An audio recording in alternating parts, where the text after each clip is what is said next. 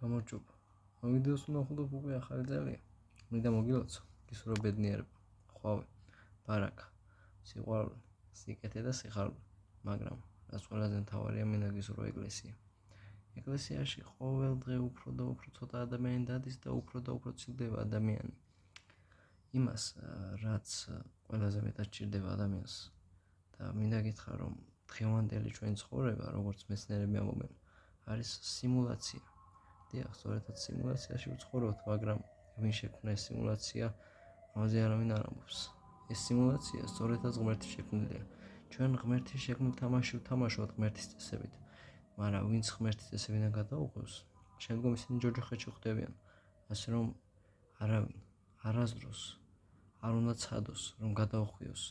ეს უნებლიეთ შეიძლება მოხდეს, იმიტომ რომ ადამიანს არ აქვს ამის ძალაუფლება, არ ძალუძღს, რომ ცოდვები მთლიანად დაიგნოროს, მაგრამ მაქსიმალურად ნავცადოთ. ეს არის დღეს ჩვენი დღევანდელი მოტივი და ეს იყო ჩემი დღევანდელი სურვილი, რის თქმაც მინდოდა და იმედი მაქვს ეს ვიდეო საკმაოდ ბევრ ადამიანს შეხვდება, რათა ხალხი ნახოთ რამდენს აქვს სურვილი და რამდენს უნდა რომ იყოს ესეთი ადამიანები, ვინც ეკლესიაშია და ვისაც უყვარს ღმერთი, ვისაც უნდა რომ სულ კეთილი და პატიოსანი ადამიანებით იყოს დედამიწა სავსე და ამ კეთილ პატიოსან და ეკლესიურ ადამიანებს მხოლოდ ღმერთის მოწაფენი ქმნიან. ღმერთის მოწაფენი, ვინც ღმერთის გზაზე დადის და ემორჩილება ღმერთის სიტყვას, რომელიც ამბობს ისწავლეთ ჩემგან, შვიდ ვარ და დაბალი გულით. მინდა დაგლოცოთ, გისურვოთ ბედნიერება, წარმატება და კაი ახალი წლები. უბრალოდ დღეს არის ბოლო დღე.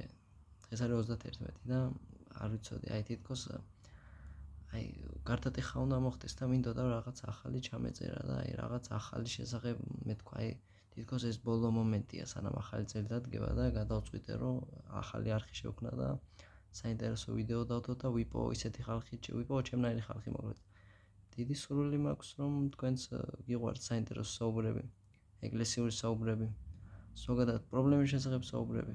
ყველაფერს მომიხილავთ, რაც ადამიანს აწუხებს, რაც მე მაწუხებს და მოვიხილავთ, რაც თქვენ გაწუხებთ.